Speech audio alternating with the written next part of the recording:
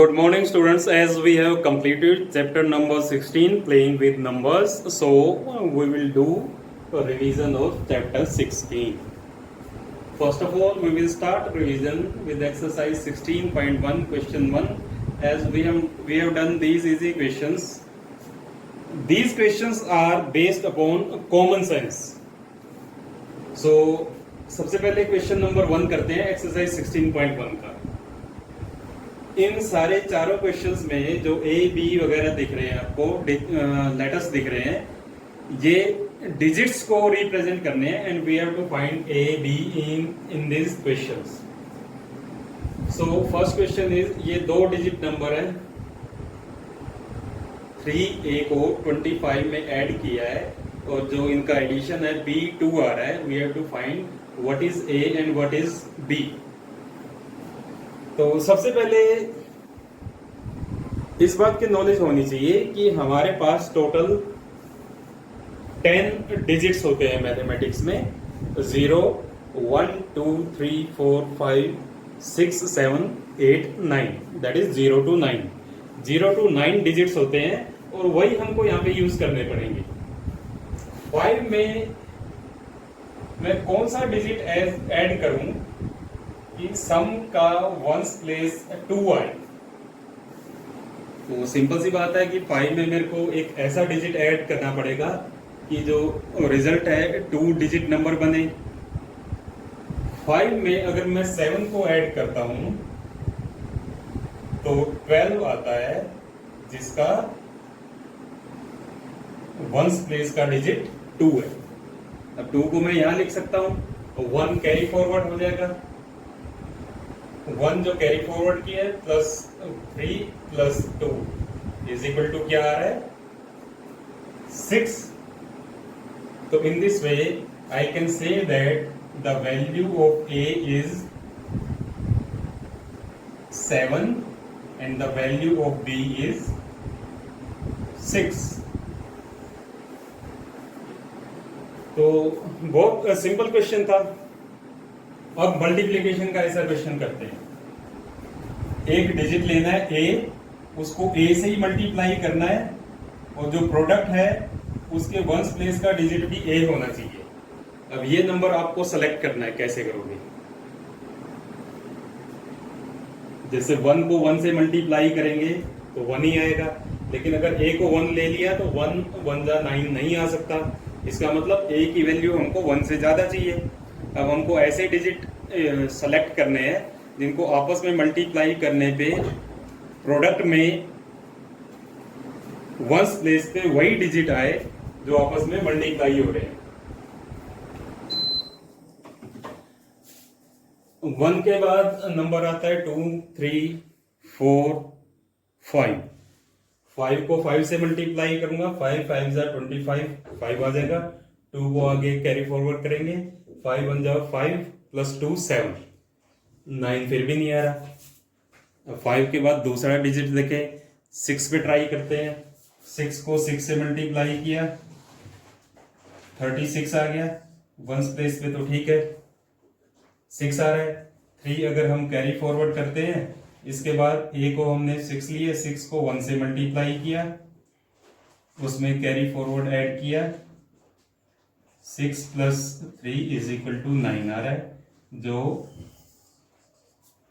appropriate digit है। So in this way we can say that a is equal to 6। तो again ये एक simple question था। अब इसके बाद एक क्वेश्चन और करके देख लेते हैं मल्टीप्लिकेशन का। इस मल्टीप्लिकेशन के क्वेश्चन में सिर्फ एक ही लेटर यूज हुआ है और इस वाले क्वेश्चन में 2 लेटर यूज हो रहे हैं, a and b। A B को 6 से मल्टीप्लाई किया, प्रोडक्ट बी बी बी आना चाहिए, यानी तीनों डिजिट सेम होने चाहिए। अब अगेन 6 को अगर हम 6 से मल्टीप्लाई करेंगे तो 6 6 जा 36 आ जाएगा।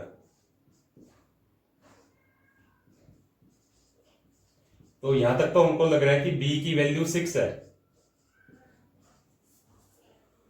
अब इसके बाद 6 को एक ऐसे नंबर से मल्टीप्लाई करना है कि उस प्रोडक्ट में यहां से कैरी फॉरवर्ड हो जाएगा 3, उस प्रोडक्ट में हम 3 ऐड करें तो क्या आए, BB यानी 66।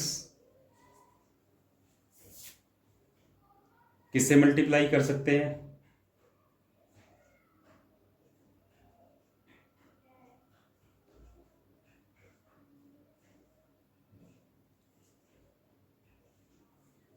सिक्स 5 जा 30, 6 7 जा 42, 6 9 जा 54। ज्यादा से ज्यादा हम A को 9 ले सकते हैं, लेकिन इसमें तो 6 9 जा भी लेते हैं, तो 54 + 3 तो 66 नहीं बन रहा। इसका मतलब हमारी ये जो सिलेक्शन है गलत है। अब कोई और नंबर सेलेक्ट करके देखते हैं, कोई और नंबर क्या हो सकता है, छोटा नंबर लेके देखें।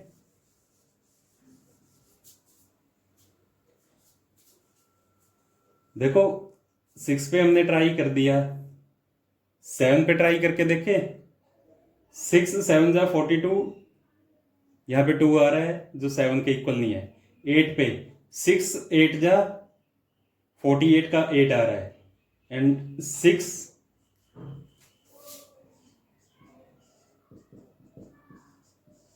सेम आ रहे हैं। यहां तक लग रहा है कि B = 8 है, कैरी फॉरवर्ड 4 हो रहा है। अब 6 को किस नंबर से मल्टीप्लाई करें कि उसमें 4 ऐड करने पे 88 आए। 6 को किस नंबर से मल्टीप्लाई करें कि उसमें 4 ऐड करने पे 88 आए। अब ये डिफरेंस तो पीछे से भी ज्यादा होता जा रहा है, ज्यादा होता जा रहा था। पीछे आया था 54, यहां ज्यादा से ज्यादा 6 9 जा 54 + 4 58 आ रहा है। इसका मतलब हमको थोड़ा पीछे देखना पड़ेगा, छोटे नंबर को कंसीडर करना पड़ेगा ताकि ये BB नंबर छोटा बने। 4 को कंसीडर करते हैं, 6 4 जा 24, B 4 आया हुआ लग रहा है, कैरी फॉरवर्ड 2 हो जाएगा।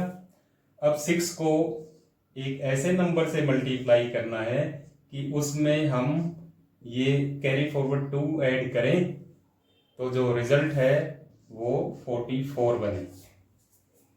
यहां आसानी से सिलेक्ट हुआ है, ये नंबर 7 हो सकता है।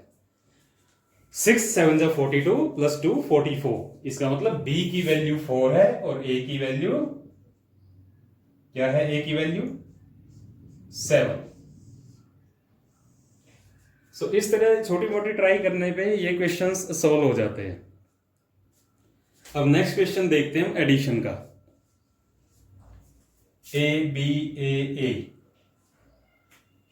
A को इस तरह सेलेक्ट करना है कि B में ऐड करें तो 9 आए, और फिर 2 को A में ऐड करने पे 0 आए। इसका मतलब A जो है कंपैरेटिवली बड़ा नंबर होना चाहिए। 2 + 8 10 होता है, यानी A जो है या तो 8 होना चाहिए या 8 के आसपास कोई नंबर होना चाहिए। डिपेंड करता है B पे, A और B को क्या ले कि सम 9 आए। देखो अगर मैं A को 8 लेता हूं, B को 1 लेता हूं, A को 8 लेता हूं, B को 1 लेता हूं, तो आ गया सम 9। A को 8 लिया, 8 और 2 10, 0 1 आगे गया, यहां पे आ रहा है 8। इसका मतलब मेरा सिलेक्शन ठीक है। A को मैंने क्या लिया 8, B को लिया 1, तो 8 + 1 = हो गया 9, 2 + A 8 = 10 हो गया, ये 0 यहां रह गया, 1 कैरी फॉरवर्ड हो गया, 1 + 1 + 6 = 8 A ही आ गया। इसका मतलब ये सारे आंसर्स करेक्ट हैं। तो ये सारे क्वेश्चंस बहुत इजी क्वेश्चंस हैं जो simple calculation skill, addition, subtraction, multiplication पे डिपेंड करते हैं। मेन क्वेश्चंस हैं डिविजिबिलिटी के केस पे। जैसा कि हम जानते ही हैं कि बिना डिवाइड किए कैसे पता कर सकते हैं कि एक पर्टिकुलर नंबर दूसरे पर्टिकुलर नंबर से डिवाइड हो रहा है, इनके बेस पे ये क्वेश्चन है। सबसे पहले करते हैं क्वेश्चन नंबर 2, एक्सरसाइज 16.2। इस क्वेश्चन में एक नंबर गिवन है 31Z5। Z यहाँ पे एक डिजिट है और ये जो नंबर है मल्टीपल ऑफ 9 है। हमको Z की वैल्यू निकालनी है। अब मल्टीपल ऑफ 9 का मतलब 31Z5 is divisible by 9।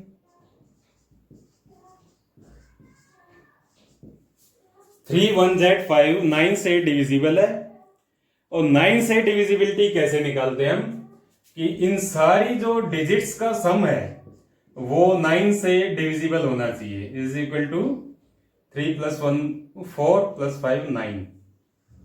9 + Z must be divisible by 9। अब इसके बेस पे हमको Z की वैल्यूज निकालनी है। कैसे? सबसे पहले when Z is equal to 0, 9 + 0 is equal to 9, divisible by 9। एक वैल्यू तो आ गई, Z is equal to 0। इसके अलावा अगर Z की वैल्यू 9 के बाद अगला मल्टीपल कौन सा है 9 का? 18। अगर Z की वैल्यू 9 है तो 9 + 9 is equal to 18, जो डिविजिबल बाय 9 है। अब 9 के आगे तो हमारे पास कोई डिजिट है भी नहीं, तो इसका मतलब ये है कि अगर Z की वैल्यू 0 या फिर 9 है, इस केस में 9 + Z 9 से डिविजिबल है और 9 + Z अगर 9 से डिविजिबल है तो इसका मतलब पूरा नंबर 9 से डिविजिबल है। Therefore possible values of Z are 0 and 9। अब इसी तरह क्वेश्चन नंबर 3 है 24x is a multiple of 3। इसका मतलब ये होता है कि 24x is divisible by 3। 24x divisible by 3 है। 3 से डिविजिबिलिटी का अगेन क्या रूल है? 9 जैसे ही रूल है कि जो सम ऑफ डिजिट्स है 2 + 4 + x that is 6 + x must be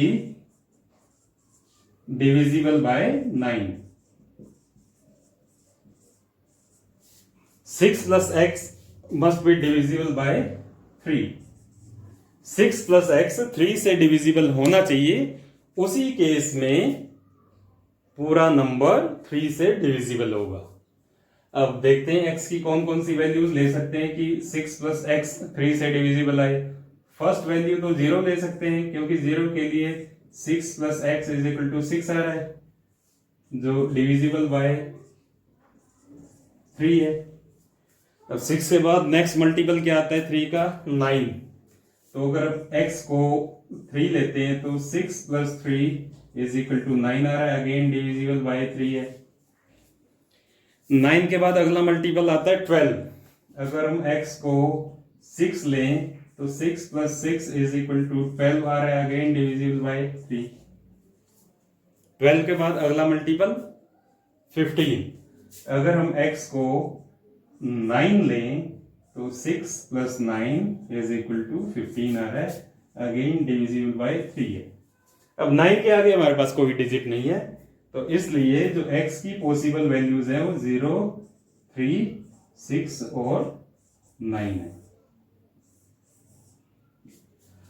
इस तरह x की वैल्यू अगर 0, 3, 6 या 9 है तो 24x डिविजिबल बाय 3 है।